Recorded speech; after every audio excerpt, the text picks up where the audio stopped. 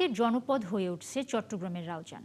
এলাকার লোকজন বলছেন সরকারি দলের অভ্যন্তরীণ কোন্দল এবং বিচারহীনতার সংস্কৃতির কারণে পরিস্থিতি ক্রমশ উত্তপ্ত হচ্ছে। সর্বশেষ গত শনিবার যুবদল নেতা মাকসুদুল হক চৌধুরীকে প্রকাশ্যে গুলি করে হত্যার ৩ দিন পর ১১ জনকে আসামি করে মামলা দায়ের হয়েছে মঙ্গলবার। আরও জানাচ্ছেন রাজীব বড়ুয়া। একসময় রাজনৈতিক সহাবস্থানের জন্য পরিচিত রাউজান এখন বারবার আলোচনায় আসছে হত্যা, হামলা আর সংঘর্ষের ঘটনায়। সর্বশেষ যুবদল নেতা মাকসুদুল হক চৌধুরী মাসুদ হত্যার ঘটনায় ফের উদ্বিগ্ন হয়ে উঠেছেন এলাকার মানুষ।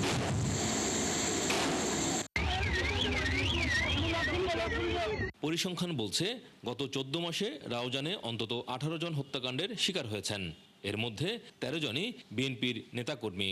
এসব হত্যাকাণ্ডের কোনো মামলার বিচার শেষ হয়নি।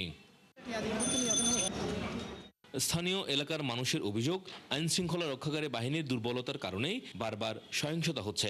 বারবার একটা সবাইকে আমরা মরে যাবো। আপনার প্রশাসন কি করতে দেন? প্রশাসন আমাদেরকে দেখবে না, আমাদেরকে নিরাপত্তা দেবেন না।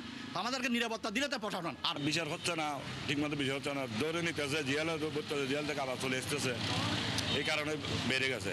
চলে আমাদের নিজে থেকে অনেক ভয় লাগে এগুলা। বিএনপি নেতারাও বলছেন এলাকায় স্বস্তি ফেরাতে প্রতিটি হত্যাকাণ্ডের সুষ্ঠু তদন্ত ও বিচার হওয়া দরকার। দলীয় কতগুলো উচ্ছৃঙ্খল ছেলেমেলে অসদাচরণের কারণে দল কলঙ্কিত, এটা আমরা অবশ্যই চাইব না।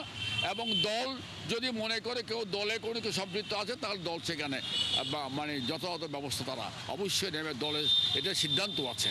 আমি সরকারের কাছে বিনীত অনুরোধ জানাবো, আমি একজন এই সরকারের দলীয় কর্মী হিসেবে অনুরোধ জানাবো, আল্লাহর ওয়াস্তে আমাদেরকে এই সন্ত্রাস থেকে মুক্তি দিন।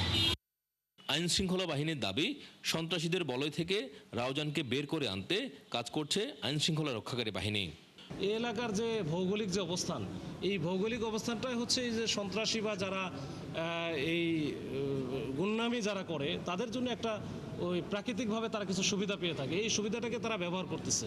তো এই সুবিধাটা বেশি দিন ব্যবহার করতে পারবে না। ইনশাল্লাহ ওইটাও আমরা চেষ্টা করব যেন ওই ব্যবহারের ক্ষেত্রে যত প্রতিবন্ধকতা লাগে আমরা তৈরি করব। চট্টগ্রামের রাউজানে একের পর এক প্রাণহানির ঘটনায় আতঙ্কিত মানুষ এখন প্রতিশ্রুতি নয়, দেখতে চায় কার্যকর পদক্ষেপ। রাজীব বড়ুয়া, ৭১, চট্টগ্রাম।